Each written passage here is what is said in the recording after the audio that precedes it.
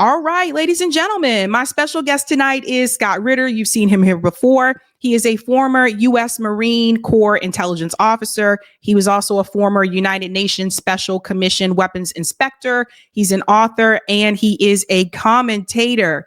Welcome back, Scott. Long time no see. Thanks for having me. I apologize for being late. You know, there's a saying about boomers.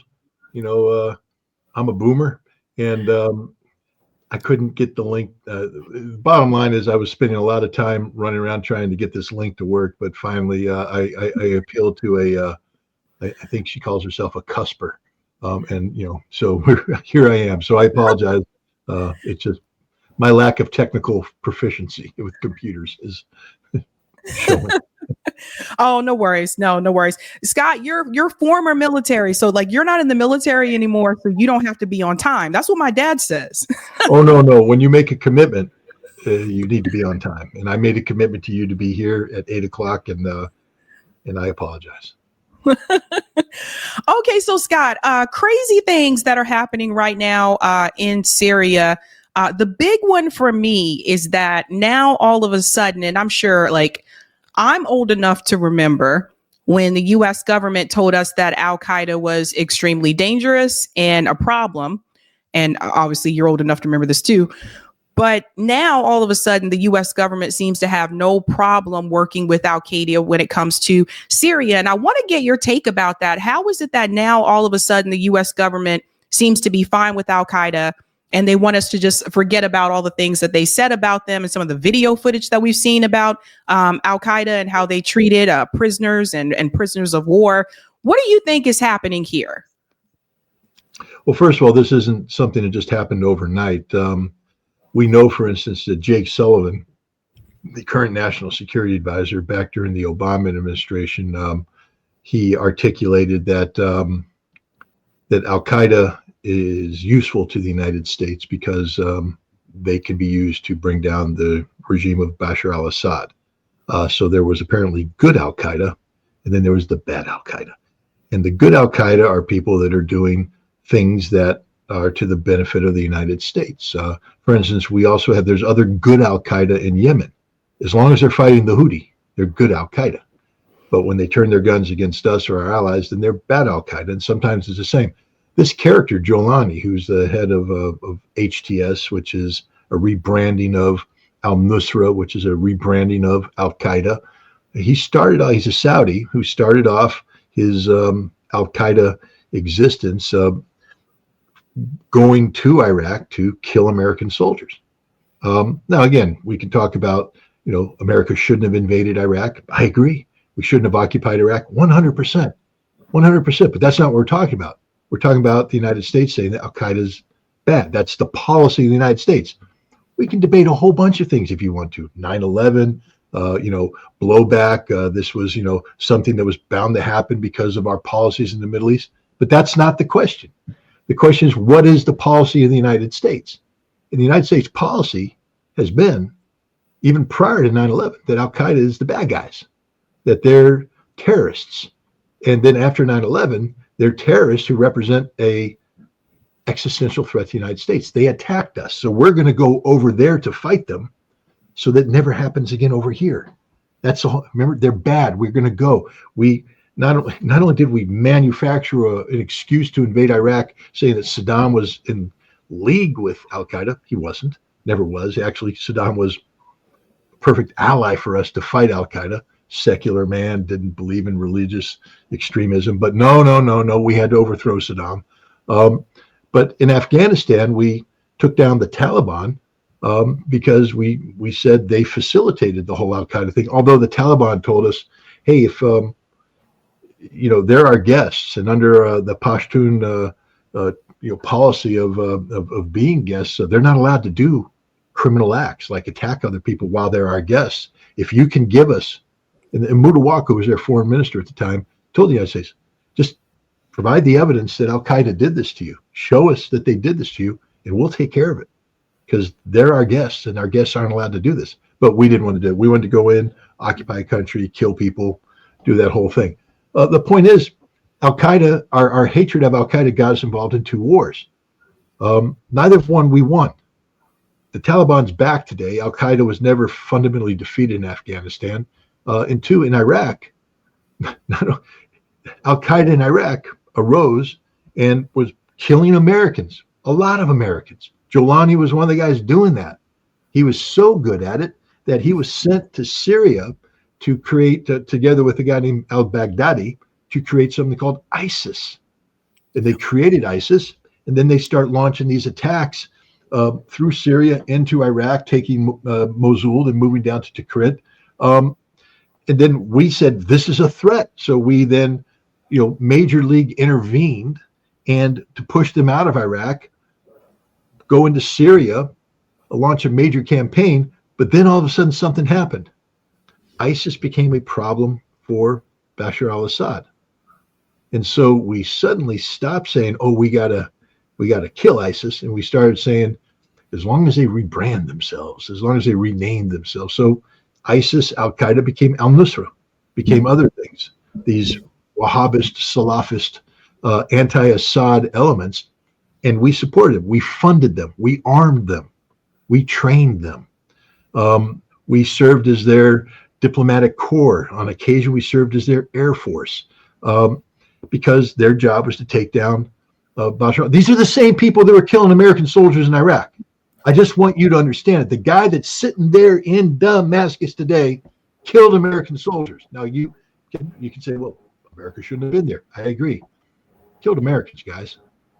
You know what we do to people who kill Americans? We never forgive.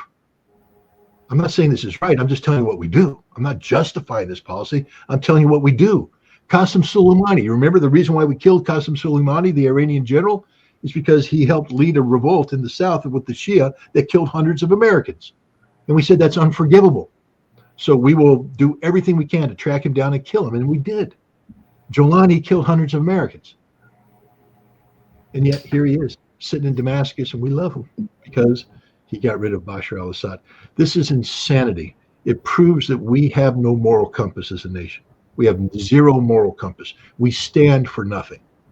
I made a statement early on in this. I said, we can never again celebrate 9/11 after this because this is a disgrace for everything. No, not celebrate, mark. No, we need to mark 9/11. We need to mark the thousands of Americans and others who died that day and remember them and never forget. But we can never, ever, ever again allow the government to use an event like that to push us into conflict because the government stands for nothing. They got us involved in wars that were ostensibly about defeating Al-Qaeda.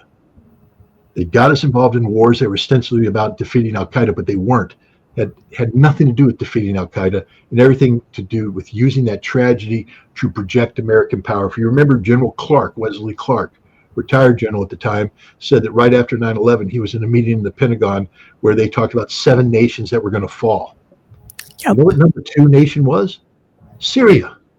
Syria was supposed to be the second nation that fell, and it almost fell as we moved in. But then Iraq got a little too complicated. We couldn't go in, but we had troops moving into Al-Qaim area ready to move. We had special forces already operating across the border.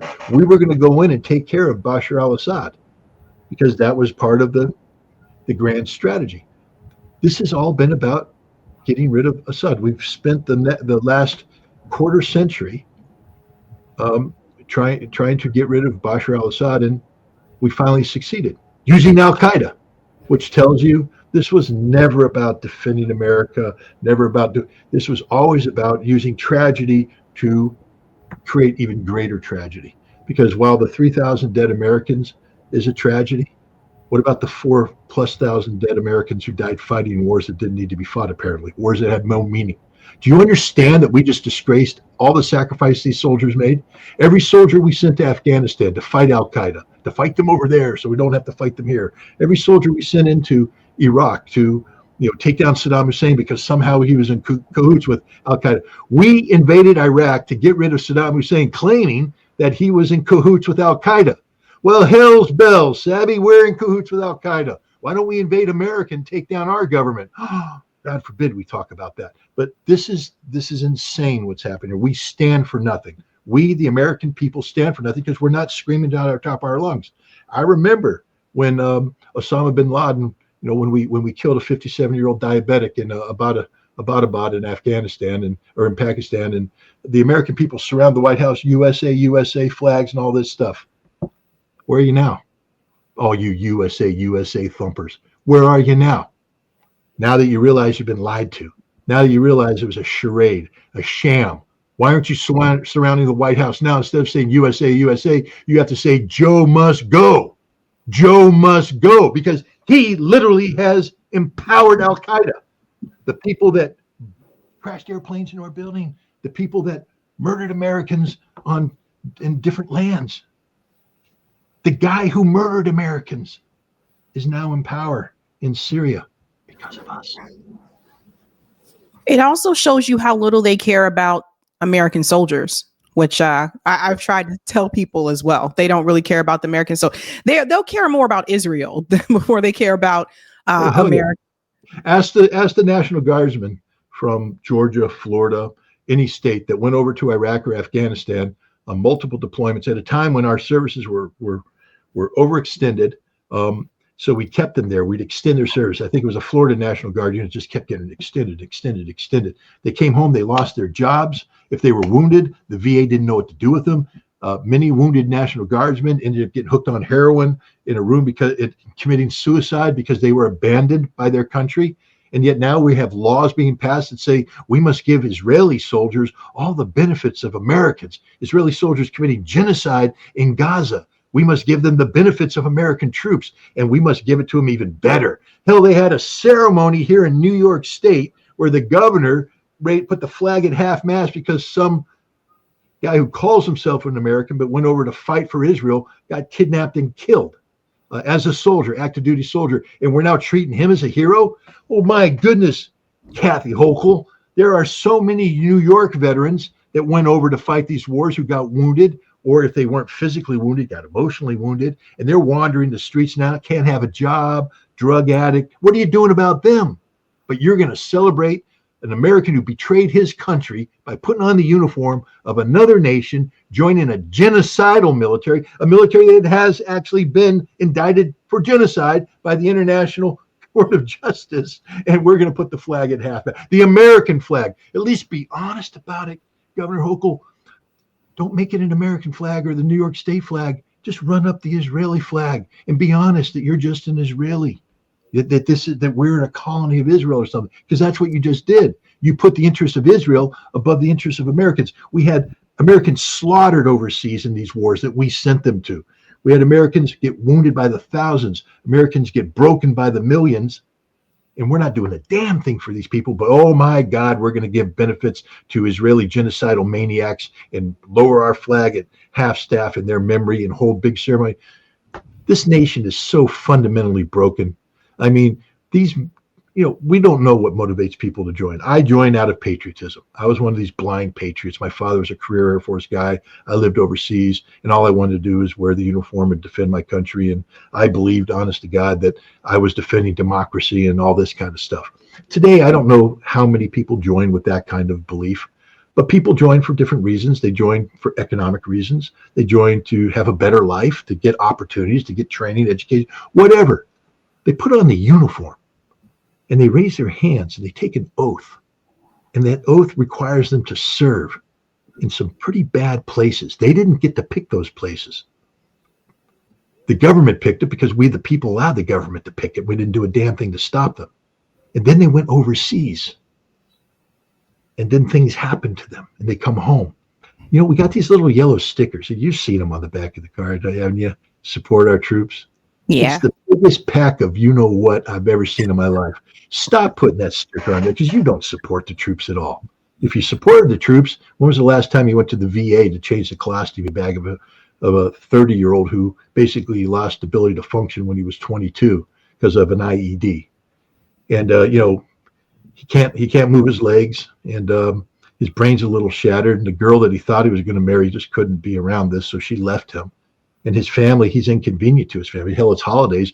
We don't want to go deal with Cousin Marky because Cousin Marky stinks because he poops into a bag and he pees in a bag. And sometimes that bag breaks and it's sort of disgusting and gross. And he can't talk. He sits there and he drools and he mumbles. So we're just going to forget about old cousin Marky. We're going to come here and have our holiday where all the healthy people are there, dealing with their own issues their own way, overdosing on Xanax and drinking whiskey or whatever that we do to cope. But we're going to abandon him. There are so many abandoned Americans right now in VAs. And there's Americans that haven't gotten access to the VA. What are you doing about that, people with the yellow sticker? Not a damn thing. So please don't tell me you support the American troops. You don't. You support an ideal. You support a notion. It makes you feel good putting that on your card. It's about you. It's about being selfish. But you don't support the troops because, A, if you supported the troops, you go visit them. And the moment you visit them, you'd say, never again am I going to let this happen to young Americans. And then you'd start going out and being an activist to prevent wars and make sure that we didn't get involved in wars of aggression, wars of choice. So there's a difference between somebody getting killed or wounded defending the country if people actually attack us. But nobody's attacking us. We're attacking them. We are going all the way around the world to commit acts of violence. And then the guys and gals that we send over there to commit these acts of violence that we praise. I mean, how many of you honestly have been, you non-serving son of a bitches, have met somebody in a bar that came back? Hey, what was it like?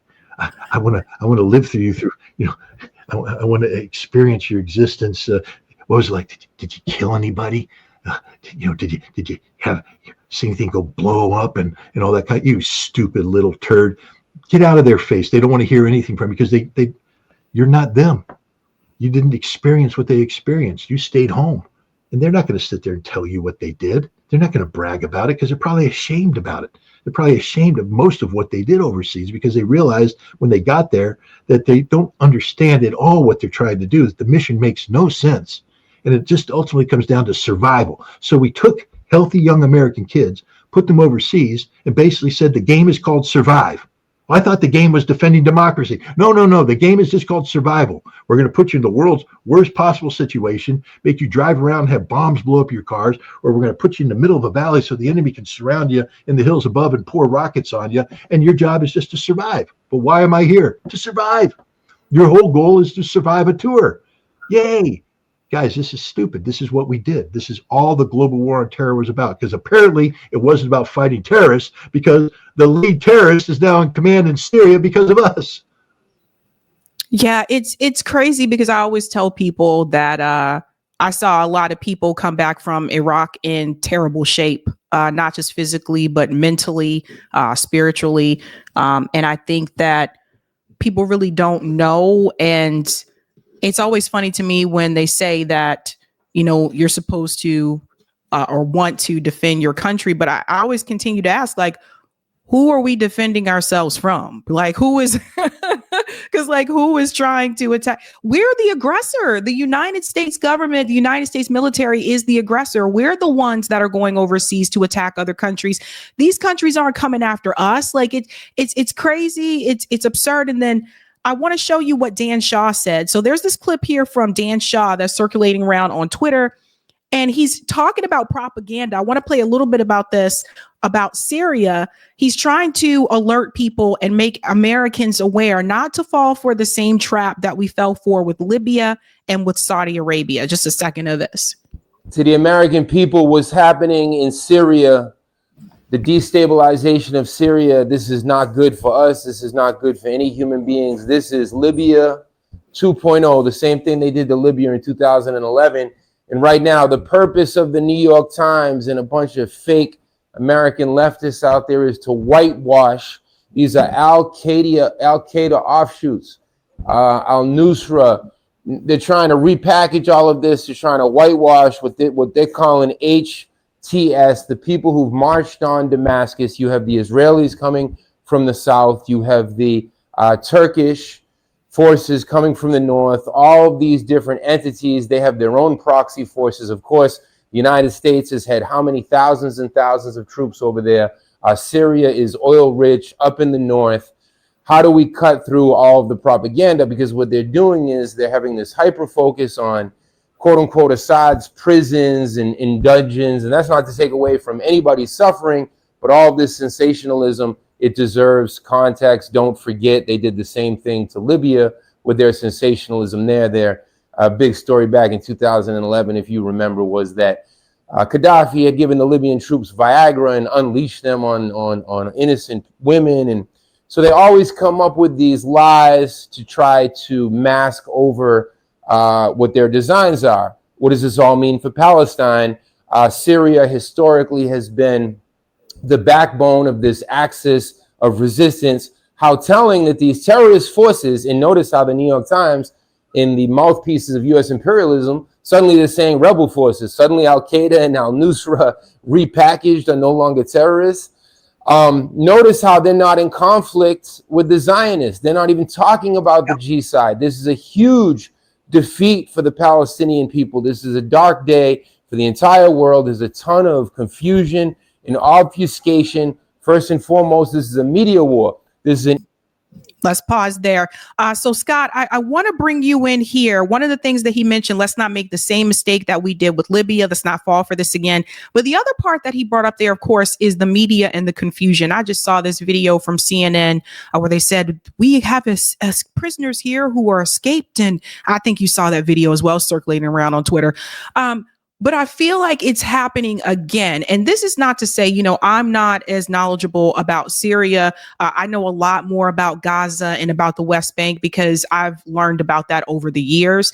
When it comes to Syria, I don't know as much. But what I have noticed is that Israel has moved in. Netanyahu is happy. He made a video where he's saying this is a celebratory day for Israel. So I know that's not good for Syrians. But also, I never agree with the U.S. government overthrowing a leader because we know what happened to people in Libya after that happened. We know what happened to people, you know, in Afghanistan. We know what happened to, you know, even Saddam Hussein, like after they overthrew him. We know what happens to the people in those countries after the U.S. overthrows their leaders. So I don't see that this would be good for the Syrian people. But he brings up confusion, and there is a lot of division over this one, Scott. Gaza is easier, I think, for a lot of people to grasp and understand. When it comes to Syria, I noticed like there is a divide. Like some people are happy that Assad is gone. Hamas put out a statement saying they're happy and congratulations to the people in Gaza. And then there's another side that's like, this is all propaganda. You guys are falling for this. And I'm wondering, like, where do you stand on that particular issue? Do you feel that like what Danny's saying here is pretty spot on about the propaganda and what's really happening there in Syria, or why not? Well, what I would say is that the situation in Syria is complicated by history. And what I mean by that is, first of all, I'm going to get in trouble. I mean, I've gotten in trouble all week long because I've said the honest to God's truth. I mean, I condemn Hamas. I'm sitting here trying to help them, trying to sit here and create political conditions that are conducive to the creation of a Palestinian state. And they don't understand that they're cheering that which is going to be it's over for Hamas. They've lost. And they're cheering it. They're cheering the end of Syria. The fact that Bashar al-Assad fell breaks the critical land link connecting Iran with Hezbollah, which makes the axis of resistance viable. The axis of resistance, their participation in this ongoing escalatory war of attrition, is the only thing that has allowed Hamas to survive this long. Hamas, why don't you take a look at the damn weapons you have in your hands? You know who gave you those weapons. You know damn well where they came from. You know who paid for them. And now you're cheering the end of this. Screw you. Why should I be more Gazan than you? Why should I believe in a Palestinian state more than you? Because you clearly don't believe in a Palestinian state if you're cheering the end of that which made it possible for you to even think about having a Palestinian state right now. You know, we go back. I put a clip out there. I know it's a movie, but it's of Lawrence of Arabia, and you get to the end, and you have the Damascus Congress.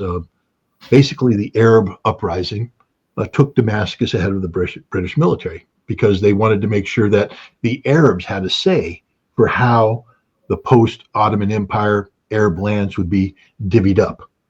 And they're there, and there's no such thing as Arabs. There's tribes of Arabs, but there's no Arab people, Arab land, Arab this, Arab that. No, there isn't. There's Hawatat and Harith. Those were the two tribes that were depicted in this thing. But tribes are against tribes. Tribes have always been against tribes. Go to Libya. It's two historical Arab invasions, migrations that have created a certain tribal element in the Benghazi area, that and another tribal element in the Tripoli area that historically don't get along with one another. And therefore, now that Gaddafi's gone, the tribes started fighting the tribes. Arabs don't get along with Arabs. That's just a statement of fact. Look at the Palestinians.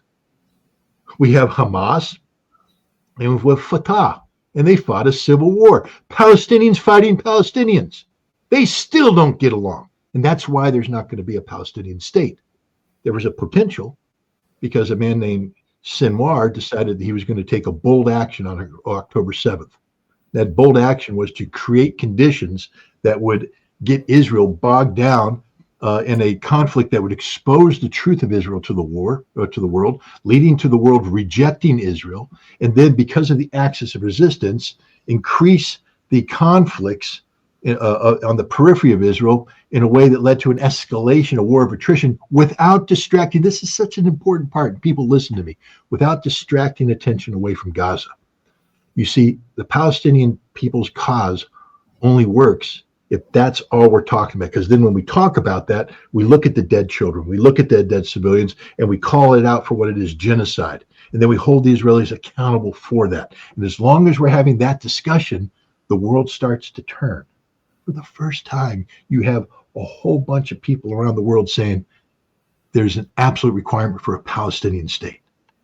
But remember, for that to happen, Israel has to be defeated. And you can't have an escalation of the conflict that detracts attention away from this.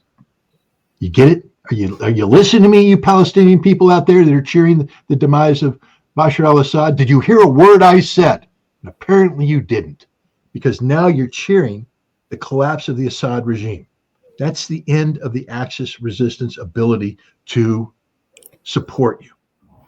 So unsupported, Israel suddenly is now victorious. Instead of a defeated Israel, the day Israel signed that, put in that ceasefire with Hezbollah, they were defeated. That ceasefire wasn't a sign of Israeli strength. It was a sign of Israeli weakness.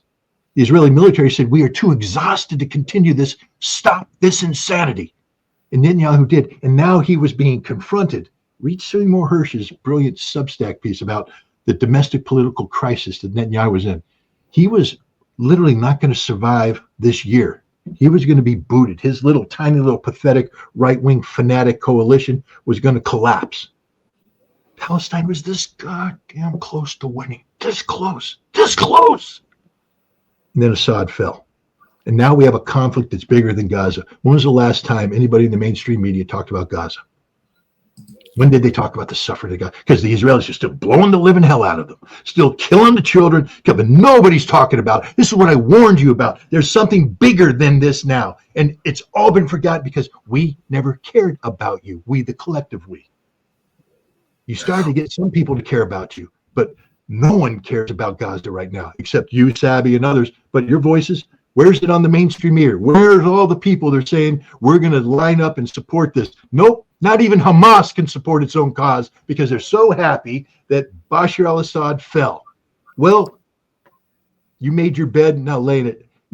I can't be more Palestinian than the Palestinians. I can't be. And I'm going to call it out as I see it. And I condemn every single one of you who are dancing on the grave of Bashar al-Assad because you're dancing on the grave of Palestine. And if you want to have a discussion about this, I will. And I'll call you out for what you are. Hypocrites who have never had your act together. Fatah and Hamas. Explain that to me. Explain why the president of the Palestinian Authority is an Israeli asset. Why did you elect a man who is an Israeli asset? Why did you allow him to continue to rule and he sells you out every single day? And you want us to be more Palestinian than you. You want us to demonstrate in the street on behalf of Palestine. We didn't for you. We did it for Sinwar. We did it because Sinwar started something that actually for the first time paved a way for the creation of a Palestinian state. And it was this close. And now Bashar al-Assad's gone and you're cheering his demise. Why are you blaming him? Syria is an artificial country. Syria is not the product of some Arab destiny. It was drawn on a map by Frenchmen at the end of World War I, who were given a mandate by the League of Nations to manipulate the Arab world together with the British. How do you think Iraq existed? Lines on a map. How do you think Jordan existed? Lines on a map. Lines drawn by British and French people.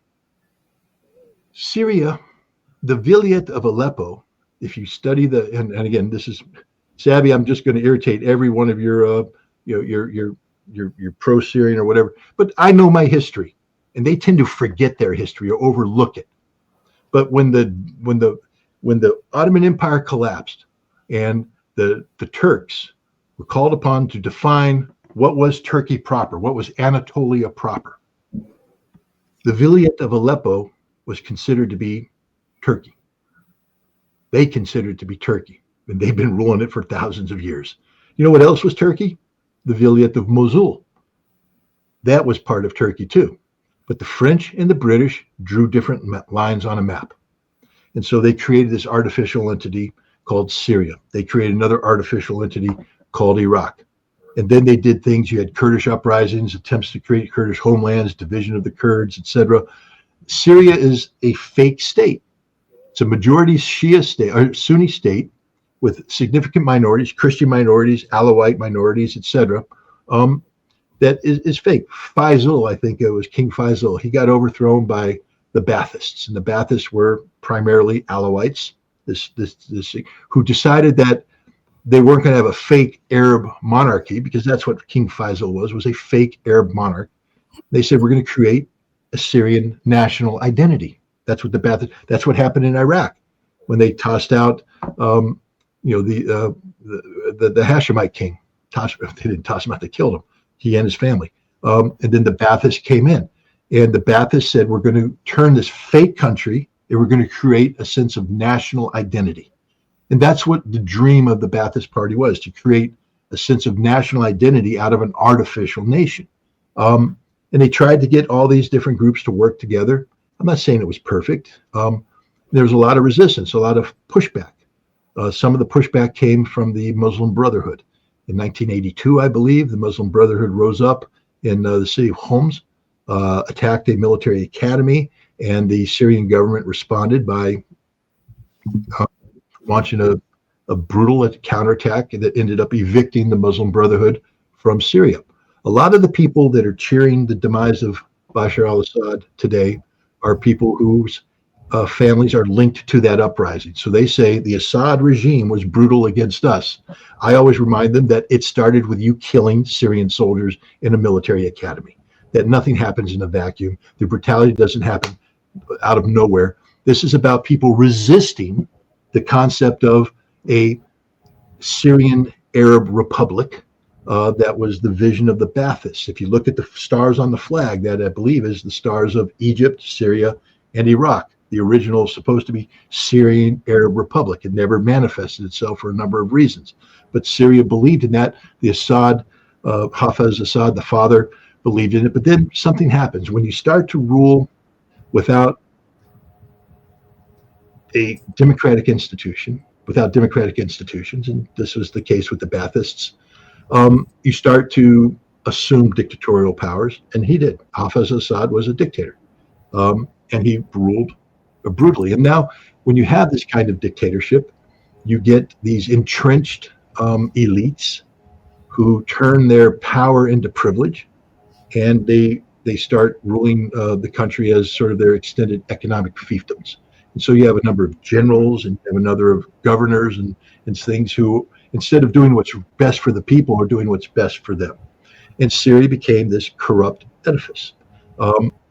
Bashar al-Assad was an accidental president. Wasn't supposed to be president. His older brother was supposed to be president. He died in a car accident. So Bashar al-Assad got pulled out of his ophthalmology practice and said, no, you've got to now get groomed. 1994, I believe, they began the grooming. He went to military academy, etc. Became the governor of Lebanon, the Syrian occupation of Lebanon. His father dies in 2000. He becomes president. And he begins a process of a sincere effort to democratize Syria, making an effort. But understand, he's swimming upstream against decades of entrenched corruption. entrenched corruption. He's trying his best. In 2005, he makes an effort, but in 2006, there's a drought. I mean, it's like if the heavens said, Bashar, we're not going to give you a chance to succeed. There's a drought, and the drought devastates the Syrian countryside. And this young president who didn't want to be president now is dealing with a crisis. People abandon the villages, come pouring into the cities, and the Syrian government's not prepared to deal with it. And so people blamed him. They blamed him. They said he was the man responsible. And then he has to turn to this power elite now. You have a drought, you have a crisis, you can't reform it. You have to turn to them and say, help me govern. And so they crack down on dissent, and they use the brutal tactics of the father that are continued under the son. And now what happens to rebuild Syria? The Saudis come in and they pour in money to get the villages back up. Every time the Saudis bring in money to repair a village or fix a village, they build a mosque. They bring imams who are Wahhabists or Salafists in there. They begin to radicalize these populations who was already mad at Bashar al-Assad for not being ready for the droughts. And so now you have a situation where there's conflict in the countryside. And again, for all the people that said Bashar al-Assad brutalized my family, were your families part of those radicalized elements, radicalized by the Saudis who began to move against the government? Because again, nothing happens in a vacuum. I don't think Bashar al-Assad woke up in the morning and said, I'm going to screw with your family. I think your family said, I'm sick and tired of this government. I'm going to screw with it. And you paid the price. See, there's no such thing as innocent. Well, what about, because I have heard from Syrian Americans, there were Syrian Americans here in Boston that were very happy that Assad was gone. What about What about Syrian Americans that have like testified about the dungeons and all of that, like in Syria? What about that? Because I think what's happening is that some people are saying, like you said, Assad was a dictator. Some people are saying he wasn't. You're saying that, and this isn't even like a left-right thing. It's just something I'm noticing. Like some people are saying Assad was a dictator. Some people are saying that he wasn't.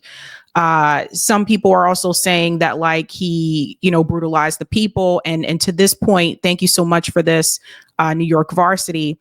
Aaron Mate has reported on this multiple times about the OPCW whistleblower report. But New York Varsity is asking about the gas attack. So this is another one that comes into play, right? So like Vanessa Beeley has debunked like the chemical attacks that he gassed his own people. So has Aaron Mate has debunked that as well. But I still see corporate media bring this up. And even more so recently, they said he gassed his own people. It does remind me when corporate media said that Gaddafi was killing his own people, etc. Was Bashar al-Assad a dictator? Yes, he was. Okay, he inherited the dictatorship. As I said, he was seeking to reform. You can't jump from dictatorship, entrenched dictatorship, to Jeffersonian democracy overnight. You have to build institutions. And as he sought to build these institutions, as I mentioned, from 2000 to 2005, he sought to do this. He met resistance amongst the entrenched elites. And before he could have a chance to actually make a move on them, the drought hit. And because of the drought hitting, you can't do radical reformation while your country is collapsing. So he was dealing that drought. As soon as the effects of the drought end, you have the Arab Spring. And now you have these various groups rising up who are funded from abroad. There was dissent in Syria. But again, I just want to ask the people, all these Syrian Americans, why are you here? Why are you in America? Well, I know why my wife is here. She's Georgian. She's here because her country fell, because her country was taken over by Abkhazian rebels. They were ethnically cleansed. Were you ethnically cleansed? Why are you here? I mean, it's a fair question because, are you here because in 2011 you took CIA money to create a social network inside Syria so that you could go out and watch the Wahhabists attack a police station, then film the police firing back, take that imagery, load it up on a satellite phone that you were given by a CIA-funded NGO for the purpose of getting that out there to shape the narrative around the world, because that was digital democracy pushed by the State Department and the CIA. Did you take State Department money? Did you take CIA money to interfere with the government of Bashar al-Assad. I'm not saying that you're wrong to do that, but if you're here because he cracked down on you, you ain't innocent. You made a decision, you took an action, and you're paying the price. This is my point is almost everybody who's out there cheering against Bashar al-Assad at some point in time did something that caused a cause and effect relationship. It didn't just happen in a vacuum. And when you're Bashar al-Assad as the president of Syria, and you're looking at the CIA funding people to overthrow your government, you're not going to stand by and let that happen. No government, no sovereign state should allow the CIA to dictate outcomes to them. The CIA, after doing what they did to Libya, transferred billions of dollars of weaponry out of Libya through Turkey to bring it in to arm these groups. The CIA, Timber Sycamore was the CIA operation. The Department of Defense sent military forces to train up Free Syrian Army people to come in and use American weapons.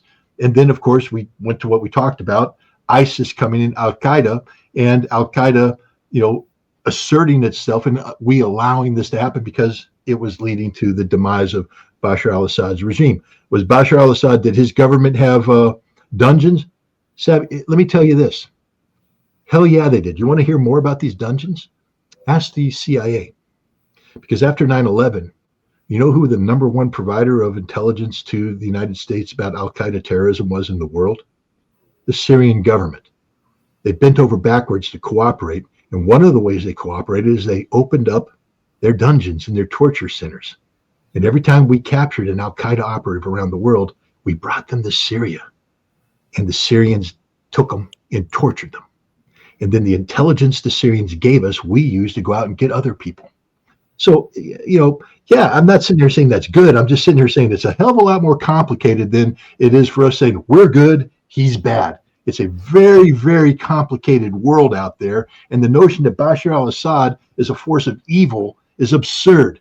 Bashar al-Assad is the president of a country who was never really given a chance to do what he wanted to do, is to create democratic institutions. And one of the reasons he couldn't is from 2011 until a couple of days ago when he ran away, the United States has been working overtime together with other nations to overthrow him, to remove him from power. And as the leader of a sovereign state, he wasn't going to let that happen. So, I have, frankly speaking, zero sympathy for people who are cheering for the demise of Bashar al-Assad. Zero sympathy for you, because you don't know what you're cheering. If you claim to be Syrian and you love your country, you just condemned your country to be controlled by head choppers. Right now, ask the Syrian community of Syria how it feels to have HTS out there. Ask the Armenian community how it feels. Ask the Alawites how it feels. Ask anybody who was associated with the Bashar al-Assad government how it feels. They're being hunted down and murdered, slaughtered in the streets.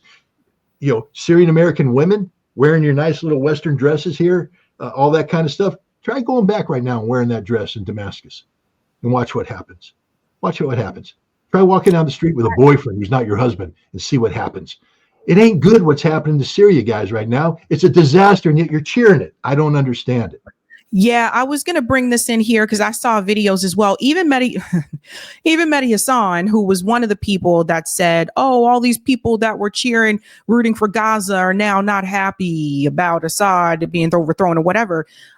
So what he said here was, he came back later and said, insane that Israel was carrying out 100s of airstrikes on Syria and no Western leader will say a word.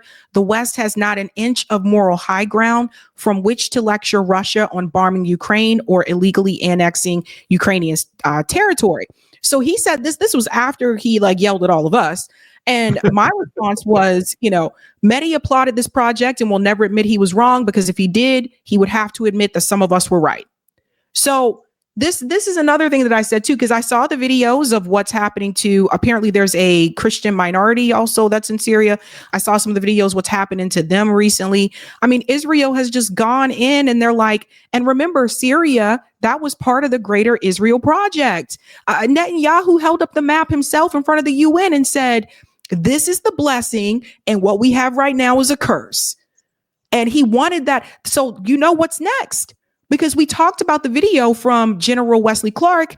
What was the last country he mentioned was Iran. So that's next. Yep. You're 100% correct. Look, don't get me going with Mehdi Hassan. I have no use for the man, but I will say this, that the it's not just that Israel's bombing thousands of targets. Israel unilaterally made a decision that it is going to eliminate the military infrastructure of Syria.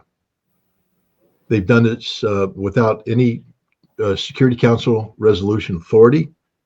Syria was not attacking Israel, so there's no Article 51, self-defense thing. This is just an absolute violation of international law. So for all you purists out there who can't, understand when Russia articulates an Article 51 case for moving in on Ukraine based upon the notion of collective self-defense and preemptive self-defense, you didn't take the time to study international law or dig up the Caroline Affair or anything like that. You just said no, Russia's evil, Russia's wrong, Russia's blah, blah, blah, blah. Well, what about Israel right now? Because there is no legal justification for what Israel's doing right now. They have just decided on their own that they are going to eliminate the totality of Syria's military capacity. So all those airfields with all those airplanes, they're being blown up. Every single hardened aircraft shelter has a hole through it as the Israelis are going in and blowing up aircraft. They're blowing up everything that's above ground. Watch, soon they're going to find that, because now they found the underground tunnels outside of Baghdad that have the Syrian Scud missiles. The Israelis aren't going to let Scud missiles fall in the hands of of these terrorists. Hell, we just gave Al-Qaeda Scud missiles, ladies and gentlemen. America's damn good. USA. We gave Al-Qaeda Scud missiles. Wow, we're pretty stupid. But Israel's blowing everything up, and they have no legal right to do this, but they're doing it in not one peep. Not only that, Israel has pushed forward now, in addition to already having annexed the Golan Heights. I don't want to hear anybody ever talk about Crimea again.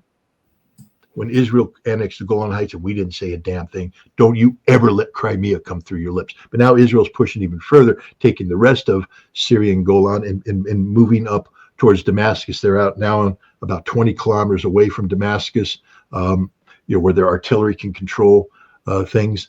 No, but what about the Turks? The Turks have raised the Turkish flag over Aleppo. And mark my words, Turkey's going to move to annex both Idlib and Aleppo.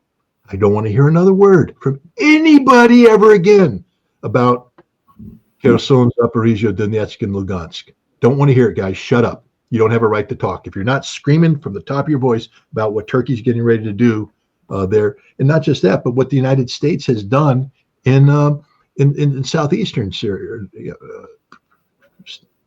northeastern Syria, with the oil fields. We've illegally occupied oil fields now for over a decade, stealing the oil wealth of a nation in violation of international law, and no one's ever said anything about that. I mean, you and I say it, but I mean, none of these, heartfelt people about Russia and what they're doing to Ukraine. My God, those Russians are so horrible.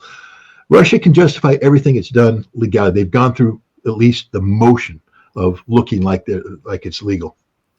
They're not illegal. We're not even trying. Donald Trump bragged about the last time he was president. We're taking the oil. It's a violation of international law. Everything we're doing is about everything that's happening in Syria right now is a violation of international law, and we're just acting as if it's A-OK. There ain't nothing good about what's happening in Syria right now. Nothing. And it will come back to haunt it's not just a Christian minority, Sabby. This is the oldest group of Christians in the world.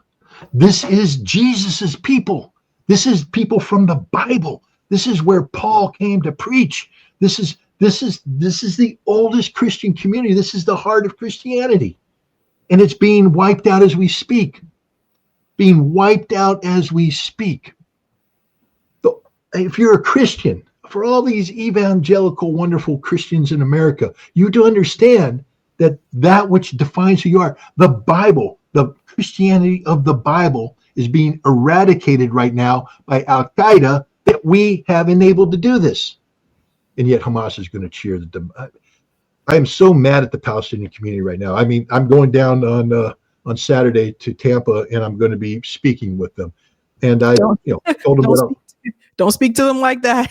Oh, I will. No, you don't know anything about me if you don't think I'm not going to speak to them like that. I am in your face about this because I am so furious at this insane cheering about the fall of the man whose country enabled you to even think about having the possibility of a homeland. Oh, we can always think about it. Yes, you can, but you weren't going to get it. If you're a Palestinian, you think that on October 6, 2023, you had a snowball's chance in hell of having a Palestinian state, I want to know what you're smoking, because you were dead. You were in the ground. They were throwing dirt on your grave. The Abrams Accord was being finalized. Israel was about to solidify a relationship with Saudi Arabia that would begin the Middle East, the India, Middle East, European economic corridor that would inject money into it, money you don't have, make you totally irrelevant. And then Israel would erase the West Bank, and Israel would nullify Gaza. And you're gone. I don't care what you think. You're gone. And now you're gone again, because Sinwar gave you hope. October 7th created something that could have led to a Palestinian state. And now it's gone.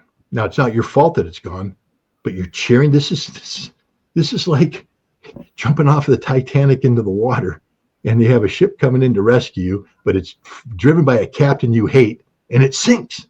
You're like, yeah, the ship sank. I hate that captain. But you're going to drown. How stupid are you? Yeah, so I am going to go down there, and we're going to have this conversation. But, you know, I'm just furious because, again, what now they're going to say, but you have to do something, Scott. What do you want me to do? What do you want me to do? Continue to speak out for you who cheer that which is to bring in your demise? Hell no. You think I'm going to stand side by side with people that don't respect themselves enough to understand that what happened in Syria is the end of the Palestinian state? Israel has won. Do you not understand that? Israel has won, and Donald Trump's coming in. He's not going to reverse the Israeli victory. He's going to double down. Look at who he put in his cabinet. Zionist Central. So what do you think's going to happen in the next 4 years? When the world should be working on building a Palestinian state because a window of opportunity had opened. Instead, Donald Trump is going to be working the exact opposite. Gaza is going to be depopulated. The West Bank is going to be shut down. Israel will normalize relations with Saudi Arabia. Saudi Arabia that said, we will never normalize a relationship with Israel until there's a Palestinian state and the capital is in Jerusalem. Watch how quick they walk away from that, because Arabs never cared about Arabs. The Arab world hates the Palestinian people, despises them, doesn't want a Palestine. Sinwar created an opportunity where there could be a Palestine. And tragically, that opportunity is gone because of the collapse of Syria. They're cheering this. Well, I always say, like, even at the start of this, like, I am here to learn and I have like my advocacy, but I always said, like, I can't really, I don't feel like it's my place to tell them what to do, if that makes sense. But I think that it's very scary what's happening, because I just, to be fair, if Kamala would have won, her cabinet would have Zionists too. Yep, 100%. Just saying, but it's scary, and I mean, like, I feel like nobody is willing to step up and stand up to Israel. Even countries that are not, and I know Russia has its thing with Ukraine right now and everything, but even the countries that are not buddy with Israel aren't willing to step up and stand up to Israel. South Africa, I think, did the best that they could, which is by taking them to the IC, taking them to The Hague. Yeah. But I do feel like this has become an uncontrollable monster that no one is trying to defeat. Like, I feel like I thought Sinwar was defeating them. Sinwar and the Axis of Resistance. Sabby, I'm telling you, before this disaster in Syria unfolded, that ceasefire with Hezbollah was, I mean, the Sinwar's vision, he was killed long before, was this close to being realized. Because the only way a Palestinian state happens is for the defeat of Israel. It's the only way, because Israel has said, as it currently exists, that there will not be a Palestinian state. So as long as Israel's empowered to act on that belief, there won't be a Palestinian state. You have to get the international community mobilized to say there is a need for Palestine. And that was happening. You mentioned the International Court of Justice. Yeah. South Africa did a great thing, and other nations have joined in. This is huge, but it wouldn't have happened. It wouldn't have happened in a vacuum. It happened because of October 7th. It happened because Sinwar started a process that compelled Israel to reveal its true identity to the world. The world now knows that Israel is a genocidal state ruled by maniacs. And the world was starting to reject that. You started to see nations back away and say, we recognize the state of Palestine. You started to see this, and Israel was being defeated. You had Israeli generals and politicians coming out and saying the economy is trashed. $67 billion hit the first year of the conflict, coming up to $100 billion here. No investments coming in.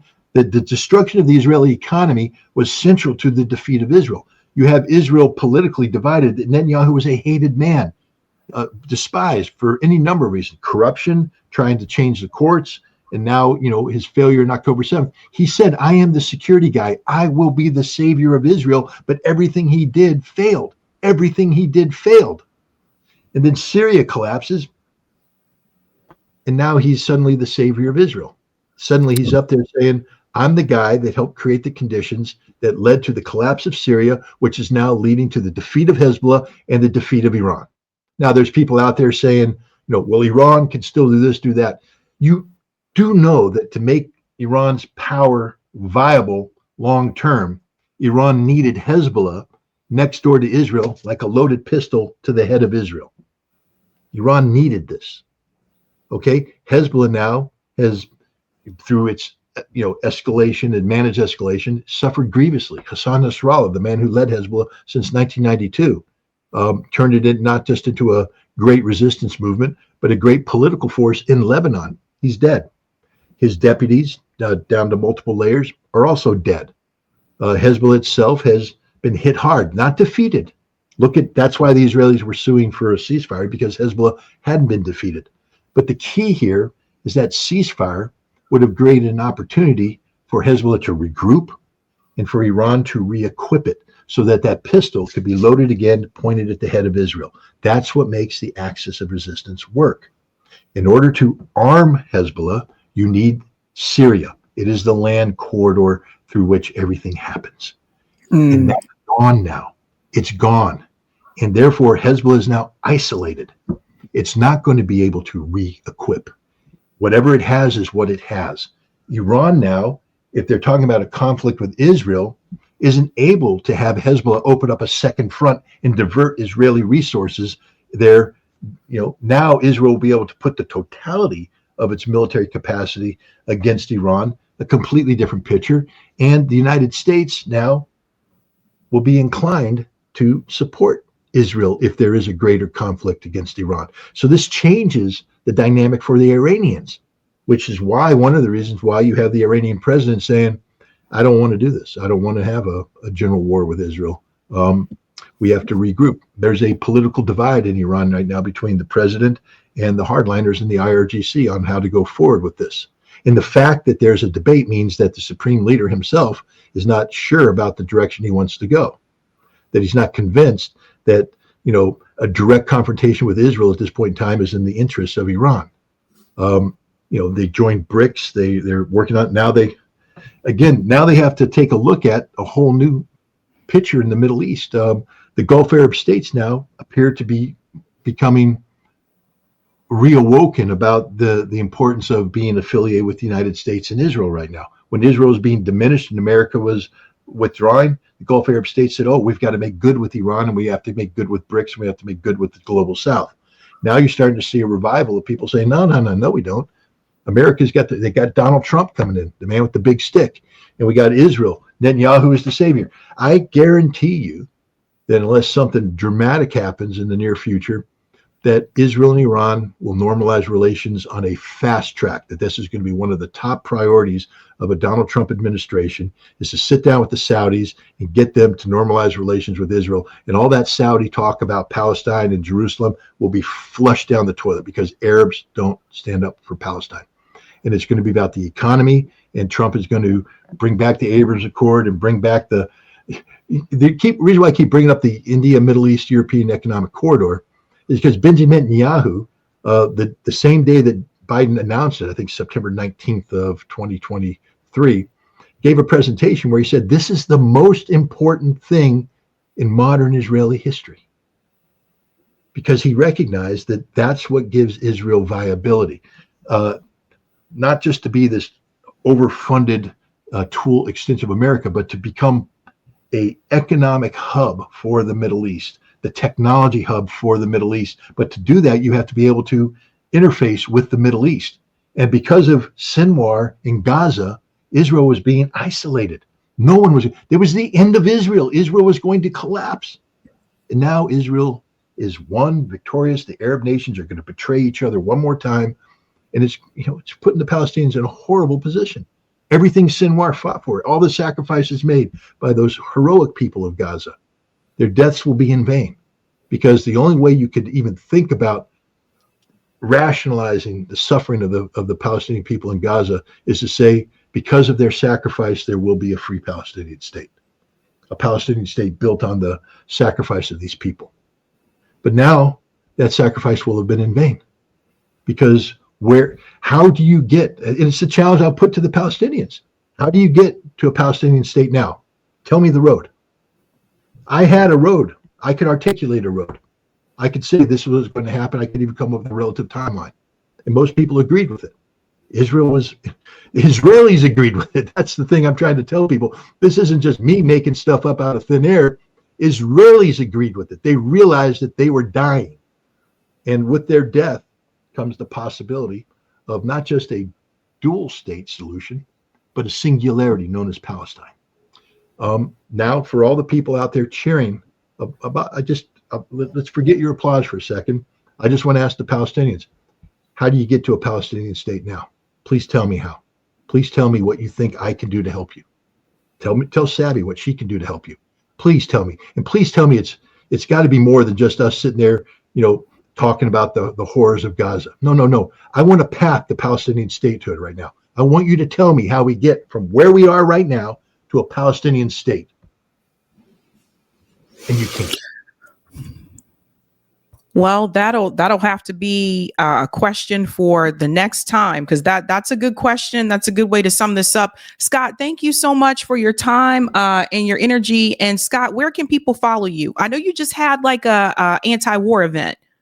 Are there any other? Not just an anti-war event, anti-nuclear war event. Yeah, I mean, war is war. Nuclear war kills us all.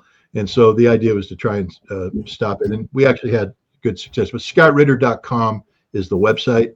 If you go there, you'll find all the information about what we've been doing on the anti-nuclear war front and things of that nature. Awesome. Scott, thank you so much for your time. Thank you. And thanks for having me. Hey guys, this was a Sabby clip. If you like what you saw, hit that like button and subscribe.